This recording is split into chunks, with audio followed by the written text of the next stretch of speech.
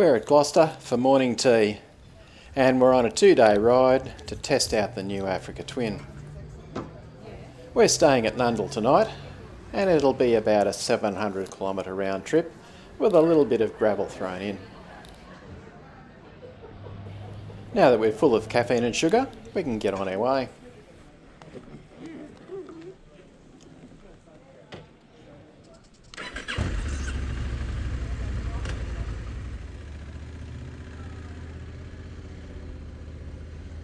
On this first long trip on the Africa Twin, I'll find out whether I've got buyer regret or buyer delight.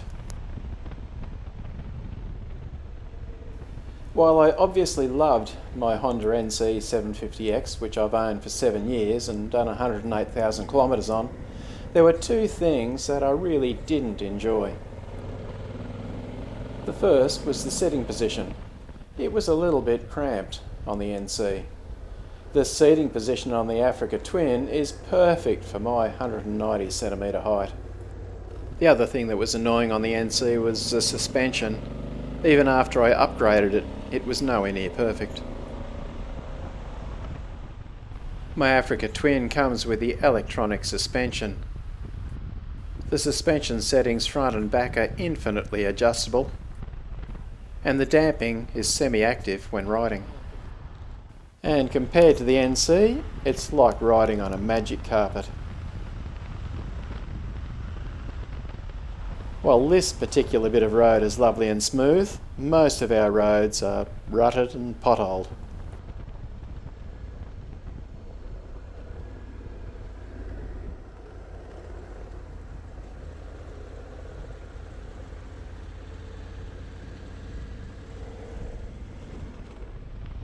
Of course, the Africa Twin is way more powerful than the NC, but really, I don't need the extra power. It's low revving just like the NC, and it's got nice low down torque. And both bikes have the 270-degree crank, so they sound fairly similar. But as far as power is concerned, everyone knows that boys who buy big, powerful bikes are only compensating for their small willy. After careful inspection, I can confirm that that's true.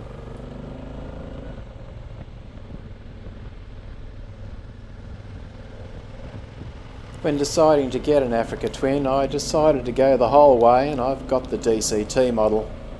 Never ridden a DCT before, but I'm already quite impressed. Gear changing is so smooth, way better than any quick shifter, and I found for just touring along the S1 mode is what suited me best. Anyway, I found a stretch of closed private road and decided to give S1 a test.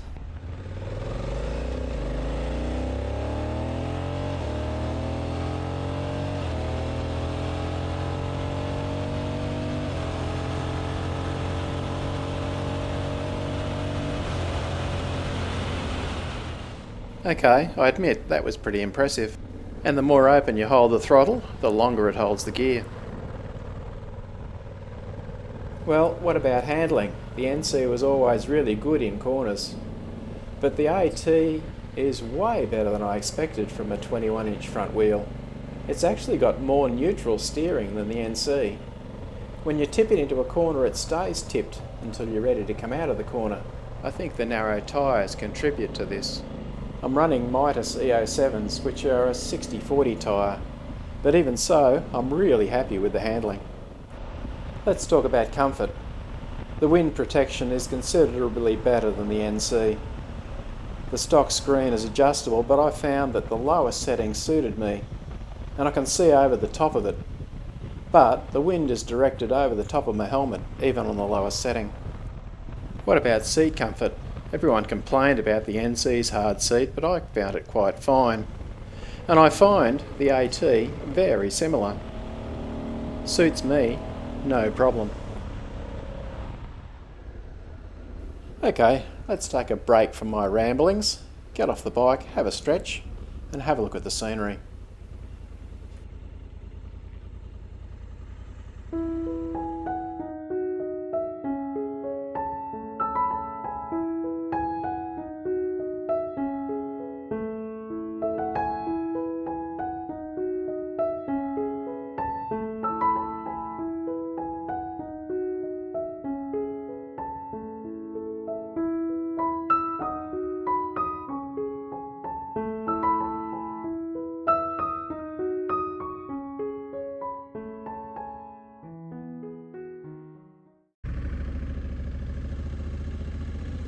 Wendy's enjoying her Kawasaki 650 Vulcan, and she's coming to terms with the compromise between seat height and suspension travel.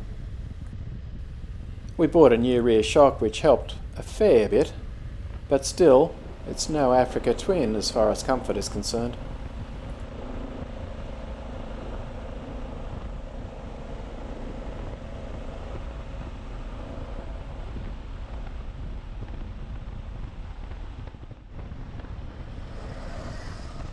This is the first bike I've ever owned that's got electronic cruise control. When Wendy and I ride, I always have to lead, except for the very odd occasion when I get to film her. This means I spend at least half my time looking down at the speedo and making sure I'm not going over the speed limit. This gets pretty tiring and you can miss out on half of the scenery. So I'm absolutely loving the cruise control, and I don't know how I would ever do without it. In tour mode, with a fair bit of engine braking, the cruise control keeps the speed within 1 or 2 kilometres, even when you're going downhill. Very impressed.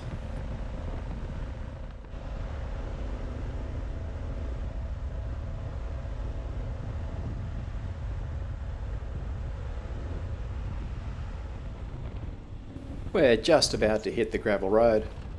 This is just well maintained gravel, although it's just been graded and there's lots of loose gravel on a hard surface which makes it very slippery.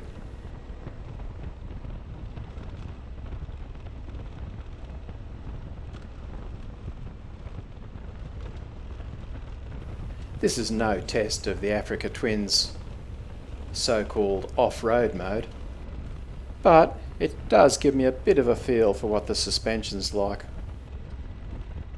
The road's very dusty, so I'm making sure I keep a smooth throttle and don't go too fast, so that Wendy doesn't get inundated.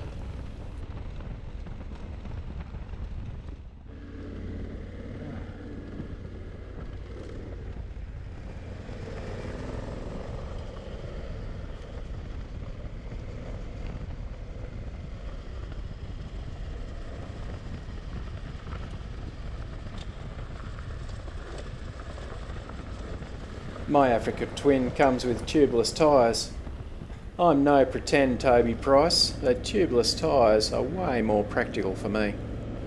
The wheels are 21/18, they're spoked, and the best thing about them is they're gold. I'm a total sucker for gold rims. I think gold rims are the duck's guts. Getting back to the so-called off-road capability of the Africa Twin Adventure Sport, this doesn't really concern me too much because I'll only ever be riding gravel roads. And so I'm totally confident it'll handle that with no trouble and with more comfort than the NC. The brakes are considerably better than the NC, but they're not spectacular. Regardless, brakes only slow you down, so I don't use them much. I was happy with the NC brakes, so I'm happy with the AT brakes as well.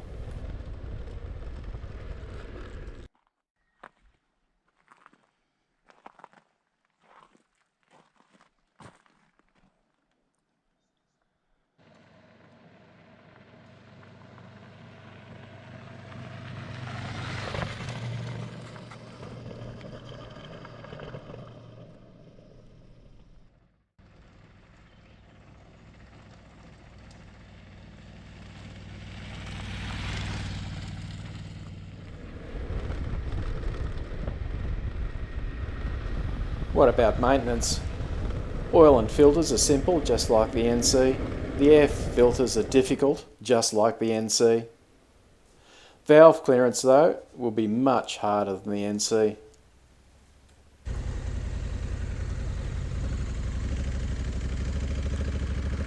I find that maintenance alerts can be managed by the owner, so you don't have to go to the dealer for a reset. It's nice that Honda haven't gone the way of other premium brands where you've got to go to the dealer to get a reset.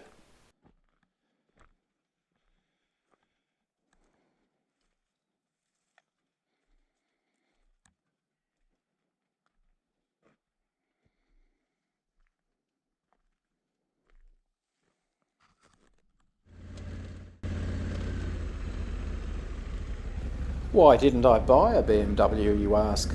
Well, BMW don't have DCT, they're not smart enough for that. And besides, BMWs are like buttholes, everyone's got one of them. And there aren't many DCTs around, at least around our area. The DCT is a novelty here, and I've already owned a BMW, an 1150 GS. I owned it for 13 years and did 140,000 kilometres on it, including a number of gravel and sand outback multi-day solo trips.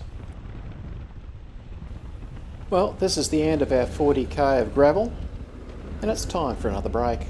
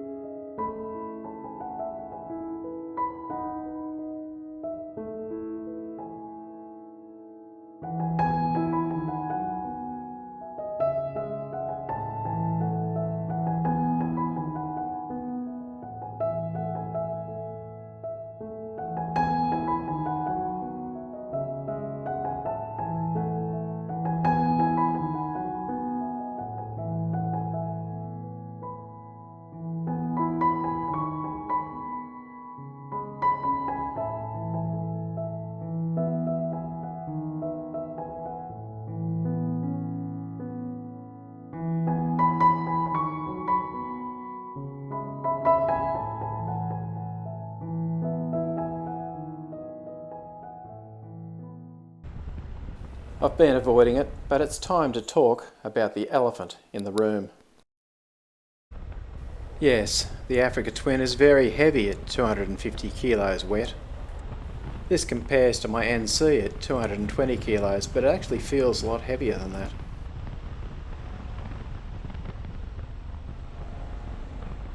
This is very bad when trying to move it around at a standstill.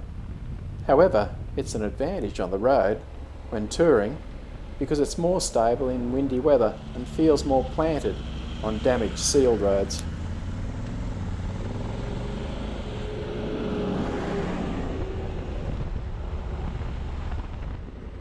We've reached our destination for the night, Nundle.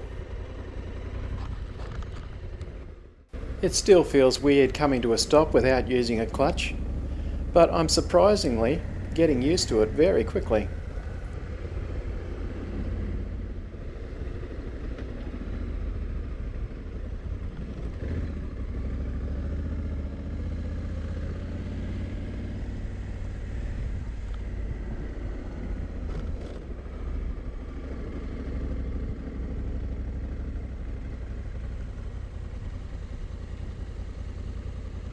Nundle's a quiet little country town in New South Wales, so let's soak up a bit more serenity.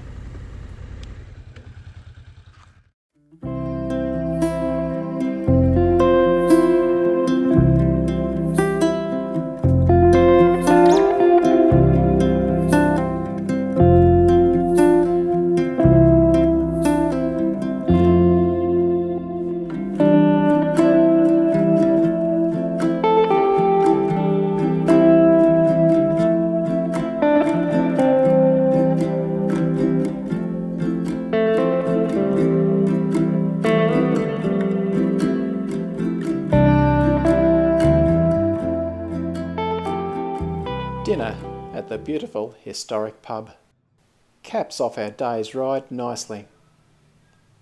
Health food.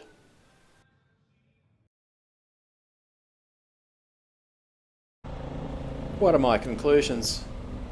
Is this by regret or by delight?